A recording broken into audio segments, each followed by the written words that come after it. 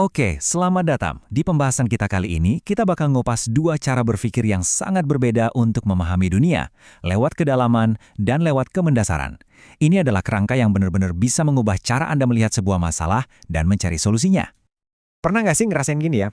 Anda pengen banget paham sesuatu, jadi Anda gali terus, cari lebih banyak detail, lebih banyak fakta, tapi bukannya makin jelas, malah jadi makin pusing dan tersesat dalam kerumitan. Nah, kita akan cari tahu kenapa itu bisa terjadi. Jadi gini, perjalanan kita akan membedah dua jalur ini. Di satu sisi, ada jalur kedalaman, yang isinya detail dan detail. Di sisi lain, ada jalur kemendasaran, yang membawa kita ke fondasi paling dasar dari sesuatu. Yuk, kita mulai dari yang pertama dulu.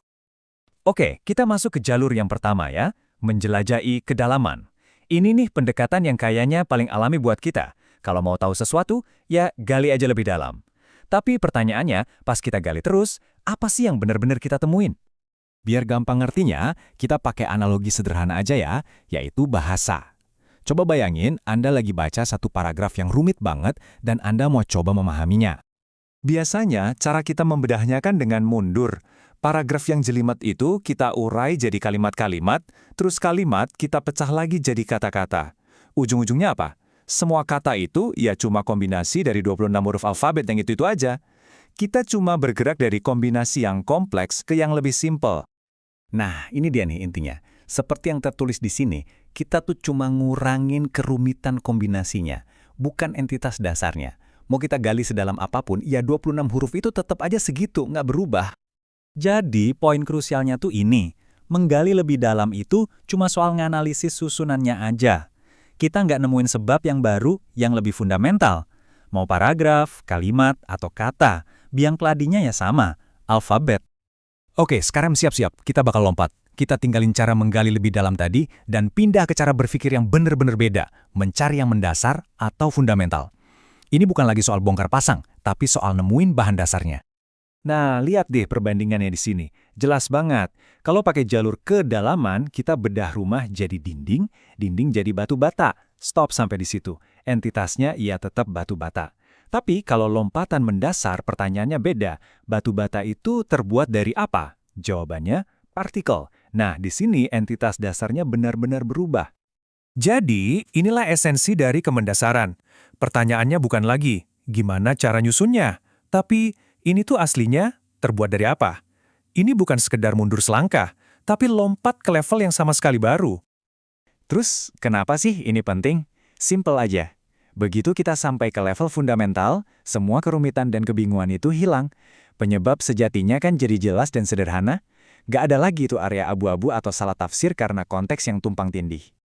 Oke, kalau Anda pikir lompatan ke level fundamental itu udah paling puncak, tahan dulu. Ternyata perjalanannya belum selesai. Masih ada level di atasnya lagi. Contohnya banyak kok. Coba deh pikirin lompatan dari fisika klasik ke fisika kuantum. Itu kan bukan cuma ngejelasin gerakan benda lagi, tapi nanya, benda itu di level paling kecil terbuat dari apa? Sama juga kayak perpindahan dari ngomongin dunia fisik ke metafisika. Atau dari persepsi kita yang lihat banyak hal ke fokus total pada satu titik pas meditasi. Semuanya itu lompatan dari kombinasi yang rumit ke entitas inti yang tunggal.